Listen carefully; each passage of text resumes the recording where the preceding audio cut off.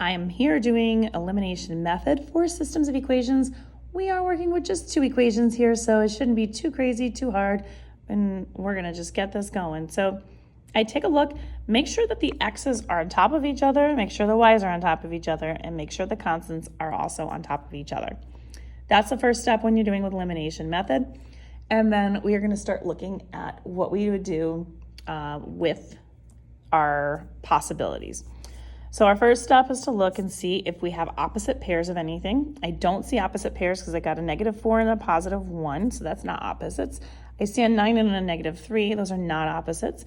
So these are the only 2 I worry about because the x or the y has to get eliminated. So it doesn't matter which one, but one of them's got to be eliminated.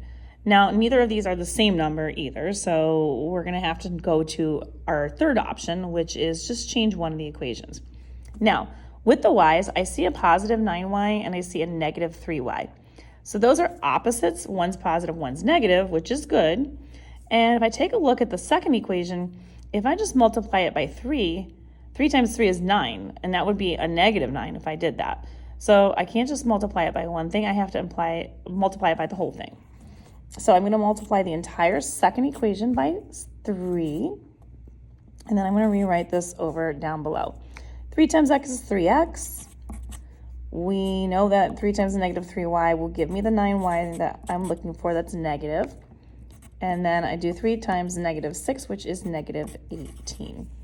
Now I'm just going to lightly cross this out because we don't want to use that now because that's not helpful to me.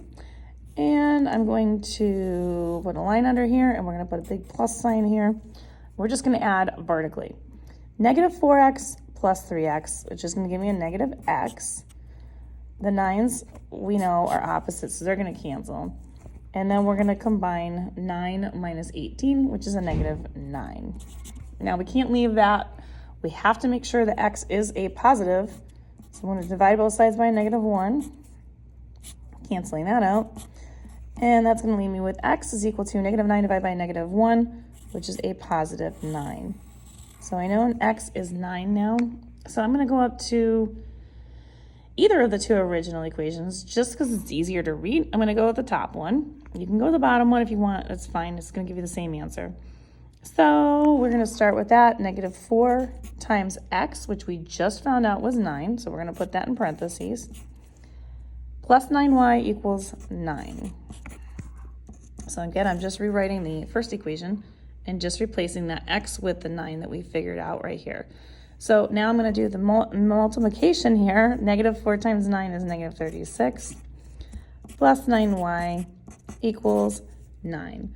Now I want to make sure that when I do the get y by itself, I add 36 because this is a -36. So I want to do plus 36 here on both sides. That's going to cancel completely out, leaving me with a positive 9y left, and then 9 plus 36, which is 45.